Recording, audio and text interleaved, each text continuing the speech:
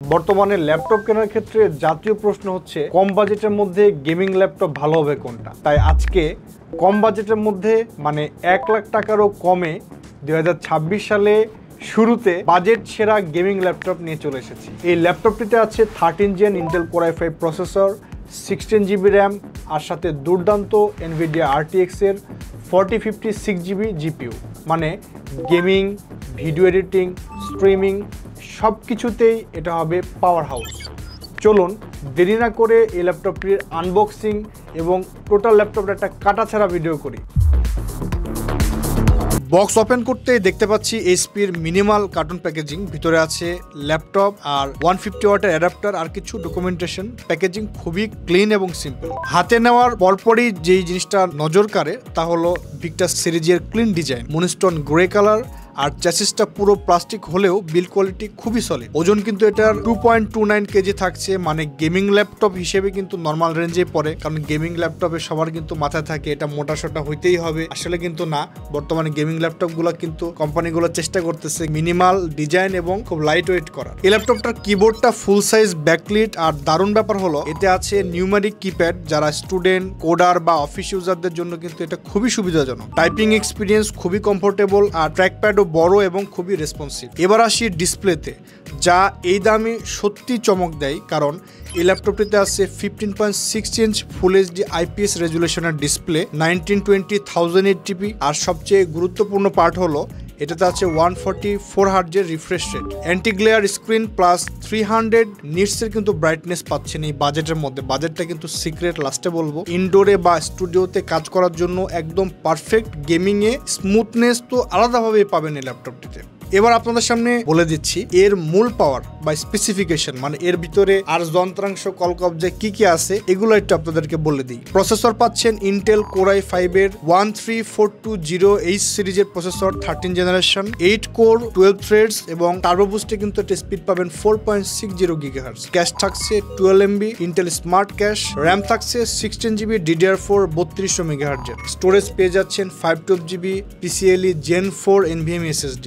আর সবচাইতে মজার গেমারদের চয়েস মহা আকর্ষণ এনভিডিয়া GeForce এর RTX 4050 6GB DDR6 গ্রাফিক্স থাকছে এটাতে। ব্যাটারি থাকছে 40 Wh ফুল সেল LiON। ক্যামেরা থাকছে HP wide vision 7020p resolution. Audio থাকছে ব্যাং অ্যান্ড অলিপসনের টিউনড ডুয়েল স্পিকার, মোটামুটি ভালোই শোনা যায়। আর ভিক্টাসের সাথে ব্যাং অ্যান্ড অলিপসনে কেন জানি একটা প্রেম ভাব, মানে তারা এই অডিও ফিচার ছাড়া অন্য কোনো ফিচারে যেতেই পারে না।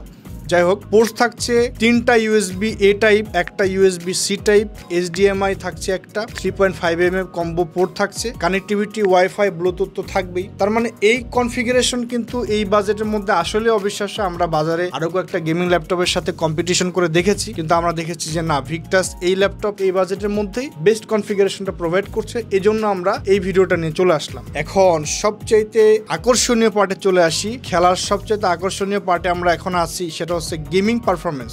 RTX 4050 থাকার কারণে পারফরমেন্স এক কথায় দারুণ। আপনি ল্যাপটপে খেলতে পারবেন GTA 5 90+ FPS হাই সেটিংসে, ভ্যালোরেন্ট 200+ FPS কম্পিটিটিভ সেটিংসে, ওয়ারজোন 70 থেকে 90 FPS পাবেন। সাইবারপাঙ্ক 2077 DLSS অন করে 60+ FPS কিন্তু পেয়ে যাবেন। সো আমরা খুব একটা গেম খেলার সময় পাই নাই, বা যতটুকু খেলে দেখেছি যে না, গেমিং পারফরমেন্স কিন্তু বাজেট অনুযায়ী কিন্তু একটা সেরা লেভেলে কিন্তু একটা এক্সপিরিয়েন্স পেয়েছি আমরা। আর একটা জিনিস নিয়ে আসি, গেমিং ল্যাপটপের কিন্তু কিছুদিন চলার পরে আমরা সাধারণত দেখি যে ফ্যান থেকে আওয়াজ শোনা যায়, অনেক সমস্যা দেয়। তো আমরা থার্মালস অ্যান্ড ফ্যানের নয়েজ নিয়ে একটু কথা বলি। HP ভিক্টাস সাধারণত ভালো থার্মাল ম্যানেজমেন্ট দেয়, এই মডেলও তার ব্যতিক্রম নয়। এই ল্যাপটপের লোডে কিন্তু CPU এর টেম্পারেচার 85 থেকে 90 ডিগ্রি সেলসিয়াসের মধ্যে থাকে, যা এই সিরিজের প্রসেসরের জন্য নরমালি বলা যায়। ব্যাটারি লাইফ নিয়ে যদি কথা বলি, 70 Wh ব্যাটারি নরমাল টাক্সে আপনাকে 4 থেকে 5 ঘন্টা ব্যাটারি ব্যাকআপ দেবে। আর গেমিং করলে 1 থেকে 1.5 ঘন্টা আমরা গ্যারান্টি দিতে পারবো না, HP কোম্পানিও গ্যারান্টি দিতে পারবে না, বাট ব্যাটারি ব্যাকআপ